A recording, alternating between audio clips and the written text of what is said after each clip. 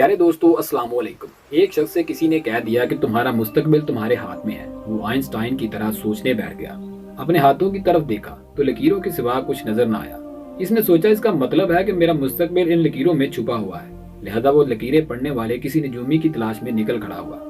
बड़े लंबे पैदल सफर किए। जहाँ इसे किसी नजूमी किसी जोगी की खबर मिलती वहां पहुंच जाता। पहाड़ियों में बैठे जोगियों तक जा पहुंचा, लेकिन कोई नजूमी कोई जोगी इसे हाथ की लकीरों से मुस्तकबिल निकाल कर ना दे सका। थका हारा पैरों में छाले सूजन एक जगह बैठ गया। लोगों ने पूछा, क्या हो गया भाई, ये पैरों की हालत कैसे हो गई? तो इसने मुख्तसर जवाब दिया कि मुस्तकबिल की तलाश में। लोगों को ये सुनकर बहुत अफसोस हुआ।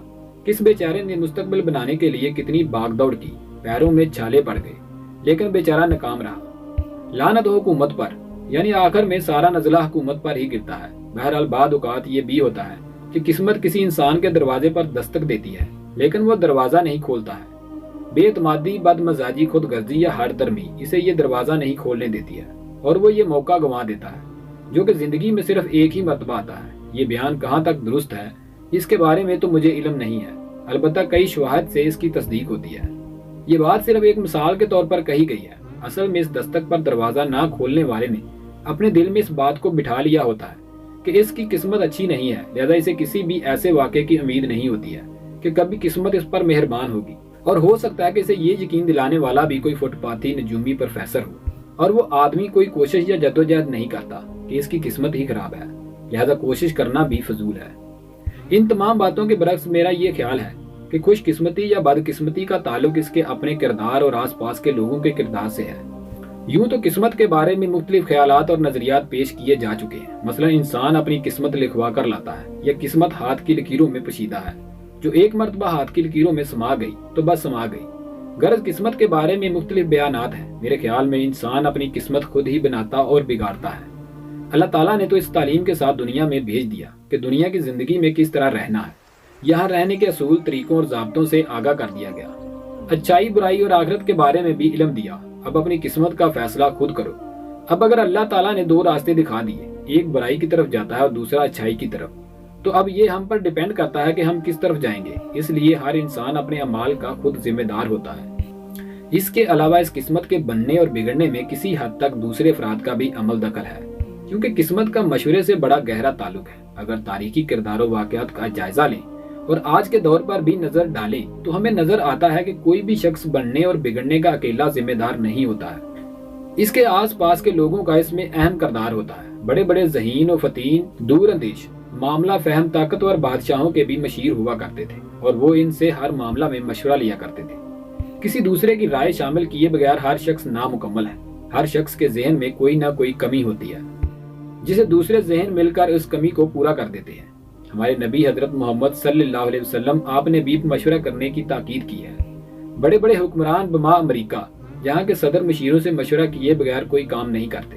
किस्मत के बदलते रहने का अमल बचपन ही से शुरू हो जाता है। बच्चे के वालिदैन और अहले खाना के किरदार और इनकी समझ बूझ का बच्चे के जहन पर असर होता है और वो इन्हीं के किरदार में ढलना शुरू हो जाता है।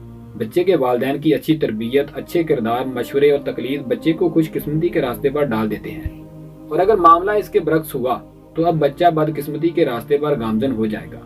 अगर शुरू ही से तवज्जो ना दी जाए तो जरा बड़े होकर माँ बाप की तवज्जो बेअसर हो जाती है। इसके बाद स्कूल का दौर, उस्ताद और क्लास फेलो अगर मुस्बत सोच के मिल गए तो खुशकिस्मती के रास्ते पर चलने के लिए मजीद दरवाजे खुल जाते हैं, वरना वो बदकिस्मती की खाई के करीब पहुंच जाता है। यहाँ पर एक थोड़ा सा टर्निंग पॉइंट है कि अगर घर से बदकिस्मती शुरू हुई और स्कूल में अच्छा माहौल, उस्ताद और क्लास फेलो मिल गए तो बदकिस्मती का रुख थोड़ा सा तब्दील हो जाता है।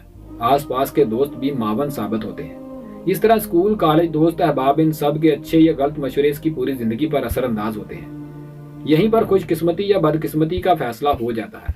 ऐसे लोग कभी भी कामयाब नहीं होते जो जिद्दी, हरदर्म और चिड़चिड़े होते हैं। वो सिर्फ अपनी सोच, अपने जहन से फैसला करते हैं और किसी को भी इस काबिल नहीं समझते कि मशवरा कर सके। जो लोग तवज्जो से किसी की बात सुनते हैं, तहम्मुल से इस पर गौर करते हैं और अगर काबिल अमल हो तो इस पर अमल भी करते हैं, वो अपनी किस्मत किसी हद तक बदल लेते हैं। यह जरूरी नहीं कि जिंदगी के किसी भी मामले में किसी बहुत ही पढ़े लिखे काबिल या बहुत उम्र रसीदा से ही मशवरा लिया जाए। जैसा कि मैंने पहले जिक्र किया कि किसी भी इंसान का जहन मुकम्मल नहीं होता है। मसलन अगर दिमाग के 12 जुज़ होते हैं और एक दूसरे से मुख्तलिफ हूँ तो किसी भी इंसान के पास ये 12 के 12 जुज़ मौजूद नहीं है। एक आध कम है یا نامکمل ہے، اور ایک دوسرے انسان کے پاس یہی جز مکمل ہے لیکن کسی اور جز کی کمی ہے۔ لہذا جب زیادہ لوگ مل کر سوچتے ہیں تو ایک دوسرے کے ذریعے ان اجزاء کی کمی کو پورا کر لیتے ہیں۔ بعض افراد عبادت کو قسمت بدلنے کا ذریعہ اس طرح سمجھتے ہیں کہ عبادت کرو، دنیا کی تمام نعمتیں تمہارے قدموں میں ہوں گی۔ اگر آپ کو نعمتیں نہ ملی تو کیا اللہ تعالیٰ کی عبادت چھوڑ دو گے؟ عبادت اللہ تعالیٰ کی بڑائی ہے، اور وہ دولت ملے یا نہ ملے وہ ہم پر فرض ہے، کیونکہ اس نے ہمیں پیدا کیا، اس زمین کو ہمارے رہنے کے قابل بنایا، ہمیں کھانے کے لیے طرح طرح کے پھل دیے، حلال گوشت کھانے کے لیے جانور دیے، اور زندگی سے لطف اندوز ہونے کے لیے بیوی دی، اور اپنی نسل بڑھانے کے لیے اولاد جیسی نعمت عطا کی تاکہ ہم پرسکون زندگی گزار سکیں۔ کیا ان سب نعمتوں کے بدلے میں ہم اس اللہ کی عبادت نہیں کر سکتے؟ کیا ہم اس کا شکر ادا نہیں کر سکتے؟ وہ خود فرماتا ہے، میں جسے چاہتا ہوں عزت دیتا ہوں، جسے چاہتا ہوں ذلت دیتا ہوں۔ پھر ہم اس کی عبادت کیوں نہ کریں؟ ہم اس سے کیوں نہ ڈریں؟ نماز، روزہ، حج، زکوٰۃ اور جہاد ہم پر فرض ہیں۔ یہ سب کچھ اگر ہم چھوڑ کر ہم صرف دنیا داری کی نعمتیں مانگیں، جیسے عالی شان محل نما گھر، قیمتی گاڑیاں، لوازمات اور عیش و عشرت کی زندگی، اگر نعمتوں سے مراد یہی چیزیں ہیں تو سادگی اپنانے کو کیوں کہا جاتا ہے؟